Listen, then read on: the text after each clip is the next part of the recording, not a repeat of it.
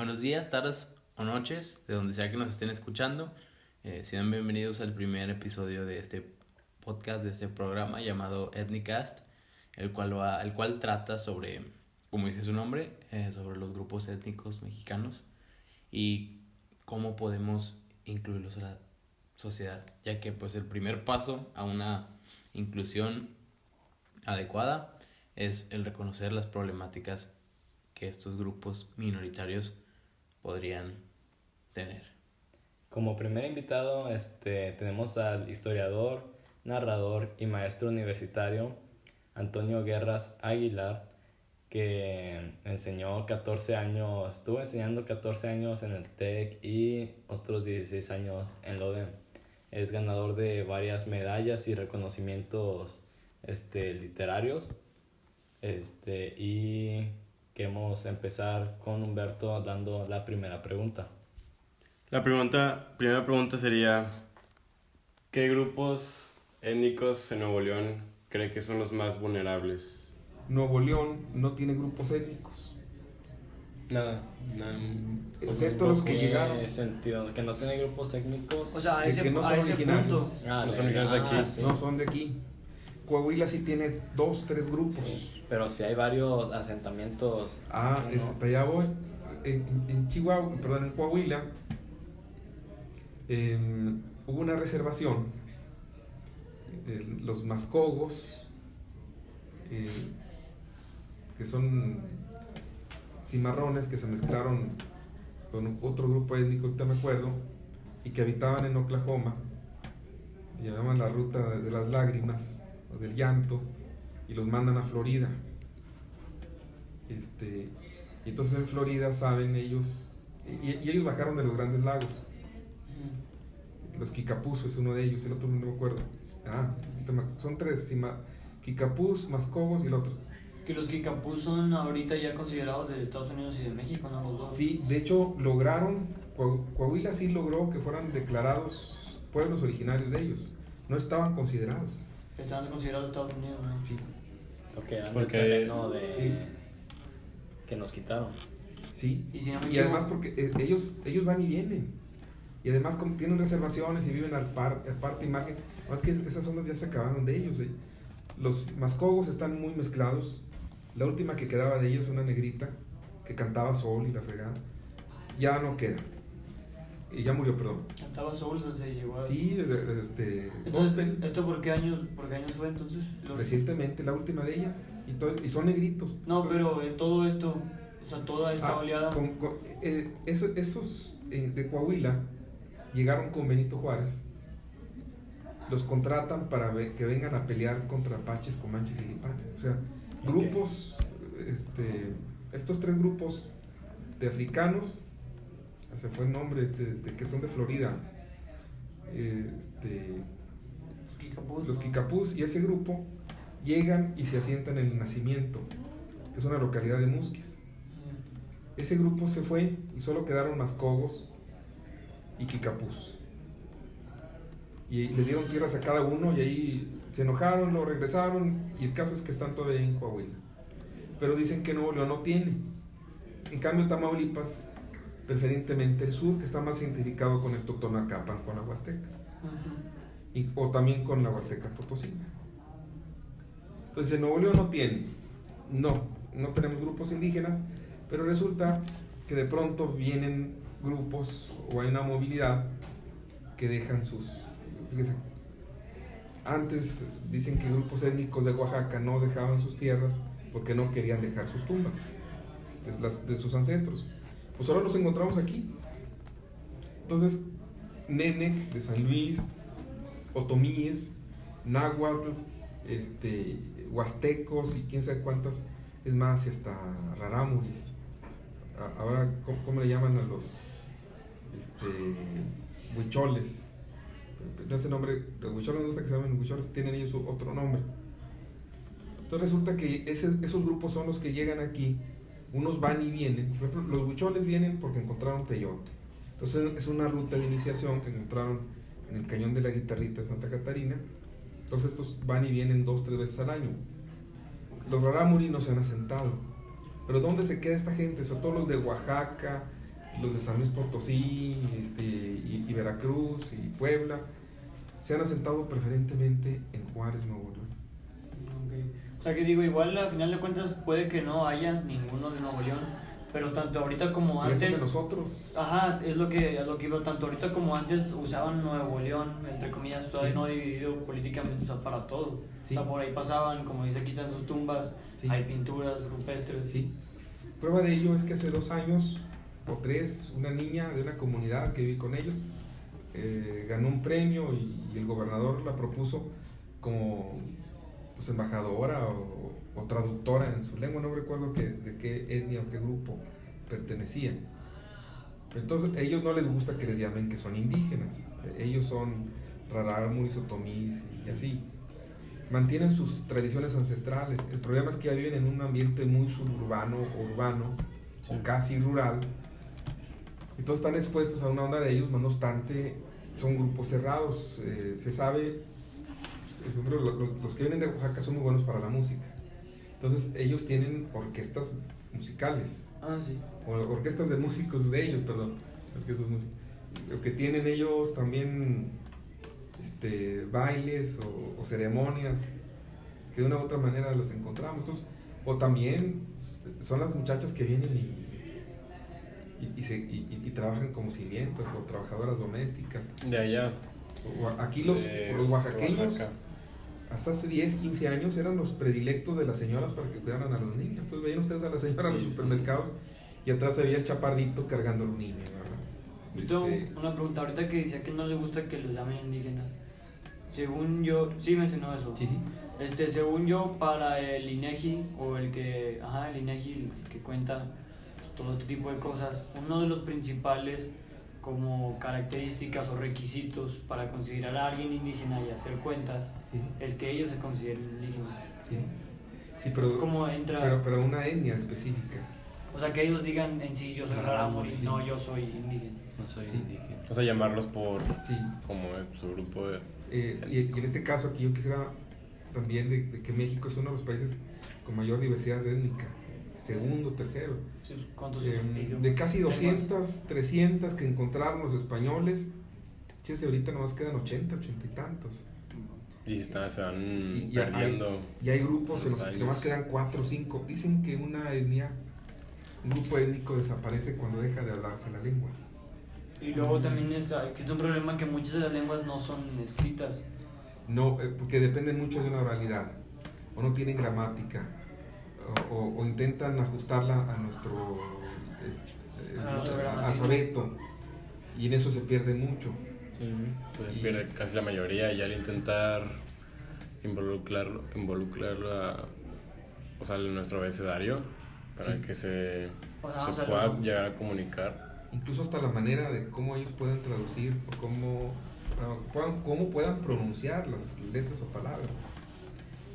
Entonces, ahorita, bueno, vivimos una zona metropolitana con 11 municipios, más una zona de influencia o periférica, que es la que va desde Mina, Hidalgo, El Carmen, Abasolo, hasta Cadereyta, hasta San Allende.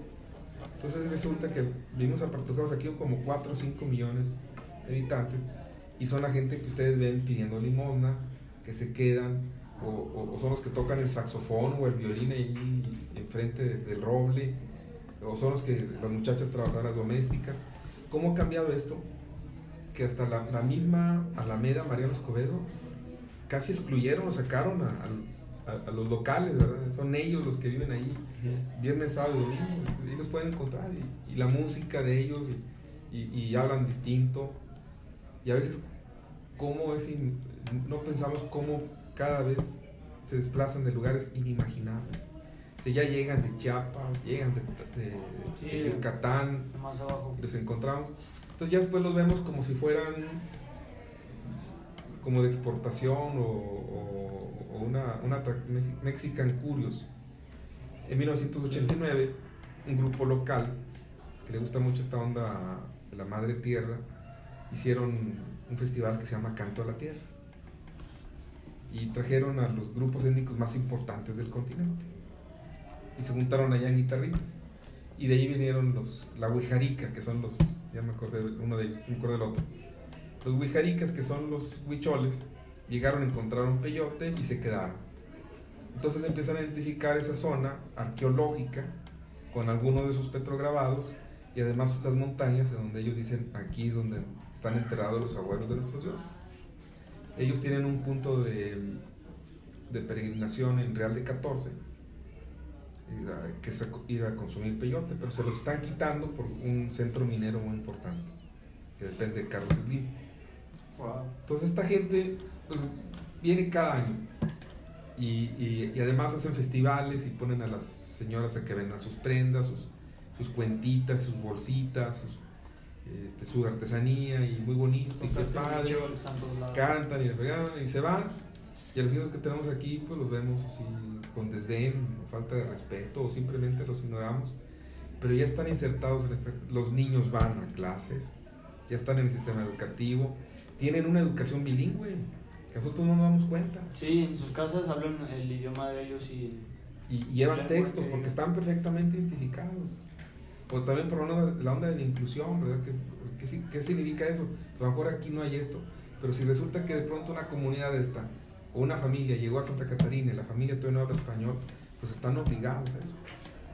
Es más, las monjitas del Verbo Encarnado, cuando se hacen del Hospital Muguerza y de la Conchita, una manera de compromiso, apoyan misiones médicas en la Huasteca Potosina. Entonces llega NENEC, entonces ellos no admiten que haya un médico, entonces el jefe de ellos es el médico brujo. Entonces pues para alguna manera le dijeron, bueno, manda a Monterrey a tu hijo que estudia enfermería con nosotros. O sea, ya no permitían que hubiera un médico. Sí, para que ya no hubiera un médico con medicina propia, alternativa de ellos, sino que llegara un muchacho preparado en enfermería para que fuera y los cuidara. Entonces al huerquito lo traen y lo meten, fue mi alumno en la Conchita. Entonces el muchacho no hablaba español, era Camilo. Entonces, grande la sorpresa, que en los exámenes reprobaba y le hablaba y nomás sí. Hasta ya le pasó el semestre y me dice la directora, es que Camilo no habla español. ¿Por qué no me dice en principio? Yo pensé que pues, tenía problemas o no me ponía atención, qué sé yo. Y luego dormía ahí. Una habitación de la Conchita se la daban al muchacho, 14, 16 años, para que viviera. El problema es que los mismos alumnos de ahí, pues ya empezaron a llevárselo y la fregada. El huerco terminó, creo que se salió de la escuela, porque ya lo fueron sonsacando. Entonces ya tal vez decían los huercos, este muchacho Camilo, no sean malos, respétenlo porque el muchacho viene a algo que luego tiene que llegarse allá. Y el huerco sufre un proceso de aculturación a la que no estaba expuesto, o vivía otra forma de vida allá en su pueblo, y aquí ya. ¿Qué es lo que le iba a preguntar? Muchachas, comidas, bailes, bebidas. Muchos cambios. Todos los cambios. Más que nada. Y se le abrieron los ojos. Que es lo que iba también ahorita a preguntarle, que hasta dónde llega, por ejemplo, o sea, ese aculturamiento que dice, porque por ejemplo, esas comunidades, bueno, pues no tienen el doctor como tal, sí. Pero hasta dónde llega ese querer como que a fuerzas tratar de urbanizarlos, o sea, entra en todo este tema de inclusión, tratar de meterlos a la sociedad por urbanizarlos. Yo siento que no, tenemos que ser más respetuosos, no tenemos que cortarle su pelo, ni vestirlos con jeans, y también a veces se me hace un poquito, los vemos con pantalón de mezclilla, con gorritas, camisa de cuadros, con tenis, y entonces, pero también a veces los vemos con su vestimenta y dicen, ¿cómo la vamos a usar? Los vemos como entes raros o nos burlamos de ellos. Tenemos que ser muy respetuosos. Sí. Acuérdense lo que pasó en Chihuahua. Los rarámuris vivían en la sierra, no vivían en los lugares, los mejores lugares cultivables, que se las quedan los criollos o los residentes, y los mandaron a la sierra. Y ahí en la sierra tienen que ajustarse al modo de vida. Sí, ahí propio. está. Sí, yo fui hace no sé cuánto, allá de Sierra Tarahumara, y resulta que los cultivos ¿Sí? los tuvieron que cambiar la forma en la que cultivan, porque ahora es en montaña, pues literalmente en una sierra. Entonces ya es como en Pues, escalones. En laderas, En en escalones. escalones. Imagínense, tienen que perseguir un mendigo venado. Se cansa primero el venado, a que se cansen ellos, porque es la comida, ¿verdad? o el tesguino para nosotros, y que es una obligación tomarlo. Es bueno. Sí, moler los granos, pero molerlos con la boca, luego tirarlos y que se fermente, luego tiene uno que tomar, y si no lo tomas, si no bailas en las ceremonias, es un maltrato. A veces, por ejemplo, aquí los huicholes no dejan que gente extraña se meta a las ceremonias, excepto que participe, y esa participación exige entrarle al peyote, por ejemplo. Pues está más pesado. Está más pesado. Yo en una ocasión, para verlo, para que no me lo contaran, tuve que no comí completamente, pero sí afecta, sí, completamente. Pierde uno el control, ve que las cosas viven, pues son alucinógenos a fin de cuentas. Pero es la única manera de quedarme con ellos. Y nomás me dieron tantito porque sabían que como este cuate le vaya a afectar y demás, pero sí me afectó a fin de cuentas. Entonces sí debemos ser muy cuidadosos, procurar mucho la inclusión, a pesar de que hay grupos o asociaciones que los cuidan y los benefician, y a veces también los programas sociales y eso. Al final terminan de que no excluyéndolos, o no participan. No, el INEGI no les va a decir la cantidad exacta de lo que hay, o los municipios. Por ejemplo, yo sé que están más bien entre Juárez, Guadalupe y Apodaca, allá para esa zona. Si nos dicen son 230,000, no es cierto, puede haber más o puede haber menos. Y luego entra eso que se tienen que identificar entre ellos. O sea, ya ahorita no sé si hay casos o exista que, por ejemplo, algún descendiente ya de plano no, por ejemplo, un descendiente de Rarámuri, un niño ahorita, ya de plano no hable la lengua, y ya de ahí ya no se vaya, o sea, entre ellos mismos también se sigue deteniendo. Y luego viene el otro problema, hay casas del migrante, pero están haciendo mucha casa del migrante para centroamericano y nos olvidamos de los nuestros. ¿Por qué será eso que el INEGI oculte? Es que no No exactamente, o simplemente es porque es muy difícil. Dicen, bueno, piensa mal y acertarás, de que en México, para cumplir los acuerdos con el GATT y grupos transnacionales y organismos internacionales, lo que ustedes quieran, le tuvo que bajar mucho al índice de natalidad y esas ondas, ¿no? Entonces siempre van a limitar. ¿Qué más, muchachos? Pues digo, no sé si tengas tiempo contado. ¿Cuánto llevamos de podcast? No sé, pero yo tengo históricamente, porque se empezaron a ver a los grupos indígenas como inferiores. Es la visión del vencido, joven. Desde el legado de los españoles. El pensamiento español era todavía medieval, muy escolástico, tomista. Que luego, que luego también decía que a veces unos los veían más, como la palabra que usó fue mandil, que no me acuerdo qué grupos eran, pero que uno de aquí lo veía más mandil a otros. O sea, muchos, por su cosmovisión, como decía, vulgarmente se mandiloneaban ante el español. Las aztecas. Bueno, es que también lo encontramos, pero miren, rápidamente, los mexicas eran un pueblo que sojuzgaba. Entonces eran tan malditos con los vecinos que los que vivían en el Valle de México les decían los que agachan la cabeza, Toyocan. Eso ya viene Toluca, nomás imagínense. O también cuando dice fuera de México todo es Cuautitlán. Hoy ahí viene la tradición chilanga, ¿verdad? Que de la Ciudad de México, Estado de México, y de ahí para allá no existe y no funciona nada. Llegan los españoles y traen la idea de que los indígenas, si no adoraban al Dios verdadero, entonces tenían que quitarle esos dioses y hacerles la guerra y exterminarlos. Pero luego la Santa Madre Iglesia, con el Concilio de Trento, 1560 y tantos, mete reversa y dice, no, si son seres humanos, piensan y oran, cantan y ya, sí, pero están pensando en otro Dios. Entonces, lo que tienen que hacer es darles a entender que hay un Dios verdadero y que se cambien. Eso se llama la conquista espiritual, que fue más terrible que la conquista militar.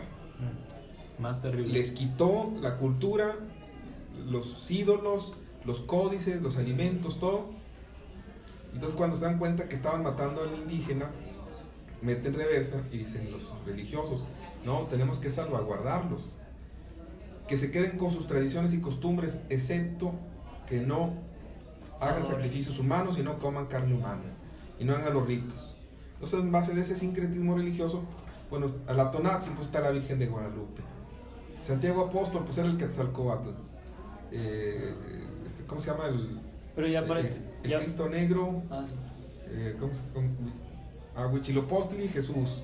O el Dios desollado, que también lo relacionan con Huitzilopochtli, que era el que le quitaban la piel para entregarla a las víctimas. Tezcatlipoca, que era una deidad negra. ¿Por qué ustedes van a encontrar que hay cristos negros? De una u otra manera lo relacionan. O también, si ellos hacían escultura tequitqui, indígena, es hecha en caña de maíz o en piedra burda, pues ahora lo van a hacer ellos en las esculturas, pero cristianas. Entonces, en ese proceso de inculturación, le van a decir, encarna el evangelio en la tradición y cultura de ellos. Entonces ellos hacen el sincretismo, pero son muy canijos, se hacen ladinos. Es una especie de decir, se hacen locos para tragar a puños. ¿Qué significa eso?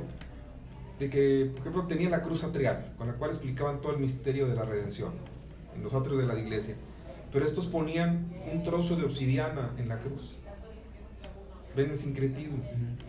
O la otra, cuando incluso les dicen, Fray Juan de Zumárraga, no vayan al Tepeyac porque hay una virgen maligna que les dice que se levanten en contra de los españoles. Pues si es la Virgen de Guadalupe, pues sí, o sea, la cambiaron. Hay una pintura rupestre en la misión de Lampazos, sobre la entrada de la antigua misión de los Dolores de la Punta de los Lampazos. Ahí los frailes pusieron una pintura rupestre, la taparon, y cuando andan haciendo la restauración, oye, porque es una manera de atraerlos. Entonces, también hay que ver que muchos de los grupos étnicos que se salvaron y permanecen en México son los que vivieron en congregas o en misiones al cuidado de los misioneros. Okay. Esos indígenas que vivían en congregas y que luego se convierten en haciendas, y que con el correr del tiempo, con el porfiriato y la revolución, los sacan de las haciendas, los mandan a las ciudades. Fíjense, en 1910, 1915 aquí en Monterrey prohibieron que la gente anduviera con calzón, o sea, todo de manta, guaraches y sombrerotes, o sea, que anduvieran como indígenas y que vistieran más decentemente. Ahora, ¿cuál es la bebida de ellos? La bebida de los vencidos, de los jodidos, perdonen la expresión. El pulque y el mezcal. No, mete cerveza, es más, quita el maíz, no, pues la harina. Y a ellos no les gustaba la harina, que porque era como maíz pero seco.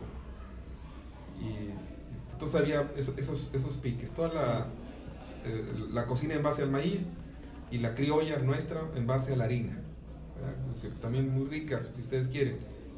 Entonces les van quitando esas tradiciones o las van ajustando, entonces van haciendo un sincretismo religioso cultural tan importante, sí, que esos grupos que vivían en las haciendas se van a las ciudades, y en la década de los 40, con el milagro mexicano, se convierten ni más ni menos en la clase media mexicana. Y ese es el mestizo. De manera que hace unos 2-3 años alguien decía que revisaron el ADN del mexicano en promedio y el 50 y tantos % es indígena. De las 200 somos más indígenas que la fregada. Pero también tenemos africanos, y muchos. Sí, pues o sea, es lo que dice que, o sea, en sí el español lo veía de una manera como que, bueno, ya, como decían, te hago mi cultura, dejas toda la tuya, bueno, meto reversa, pero ya para ese punto ya habían quemado un chorro de documentos y todo eso. Pero, sí, prueba de ello es que la mayoría de los códices prehispánicos están en bibliotecas extranjeras.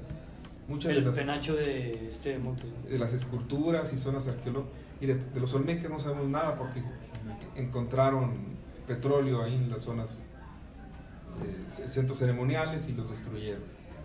Entonces, ¿qué prevalece?